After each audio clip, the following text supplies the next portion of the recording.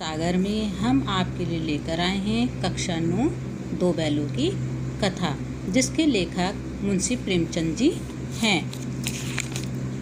दो बैलों की कथा में मुंशी प्रेमचंद जी की प्रसिद्ध कहानियों में से एक है, जिसके माध्यम से प्रेमचंद ने कृषक समाज और पशुओं के भावनात्मक संबंधों का वर्णन किया है। इस कहानी में उन्होंने बताया है कि स्वतंत्रता सहज रूप से नहीं मिलती, यानी कि स्वतंत्रता जो है वो आसानी से नहीं मिलती। इसके लिए बार बार हमें संघर्ष करना पड़ता है। इस प्रकार परोक्ष रूप से यानी कि प्रत्यक्ष रूप से यह कहानी आज़ादी के आंदोलन की भावनाओं से जुड़ी हुई है। इस कहानी में के मुख्य पात्र दो बैल हैं।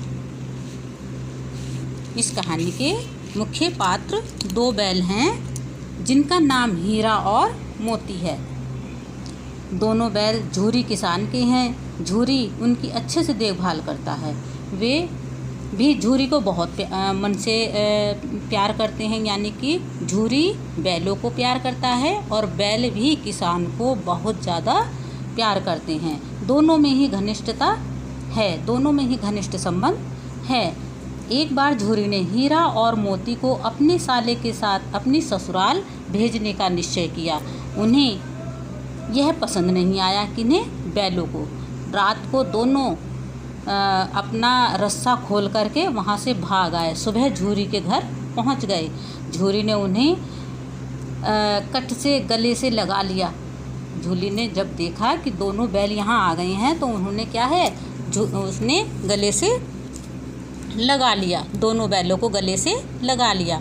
गांव के बच्चे उनके स्वागत में तालियां बजाने लगे, पर झूरी की पत्नी को यह सब पसंद नहीं आया। उसने गुस्से में आकर उन्हें भूसा और घास चारा यानी कि कुछ भी उनको खाने को नहीं दिया। दूसरे दिन झूरी का साला फिर से उन्हें अपने घर ले गया। घर पहुंचने पर उन्हें मोटी रस्सी से बांधकर सूखा चारा उनके सामने डाल दिया। बैलों को ऐसा अपमान भरा खाना पसंद नहीं आया। हल में जोते जाने पर बैलों ने भी कदम नहीं बढ़ाया। उनकी खूब पिटाई हुई। मोती चाहता था कि विरोध करने पर ही उन्हें विरोध करें। हीरा ये चाहता था कि जब हमारी पिटाई हो रही है तो हम उसका विरोध करें, लेकिन मोती ने उसको मना कर दिया। अब रोज़ उनका हल में जोता जाता और पिटाई होती। रात को परिवार की एक छोटी लड़की उन्हें चुपके से रोटी खिला जाती। एक दिन रात को उस लड़की ने उन्हें चुपचाप खोल दिया। वे भागे, पीछे पीछे गया भी था, पर वे तो उससे बहुत आगे निकल गए। दोनों भूखे बैल एक मटर के खेत में घुस गए, भर पेट मटर खाई और मस्ती करने लगे। एक सांड को अपनी ओर आते देखकर दोनों भागे, फिर एक मटर के खेत में घुस गए। इस बार पकड़े गए। उन्हें कांजी हाउस में कैद कर दिया गया। वहाँ उन्हें खाने को कुछ न मिला और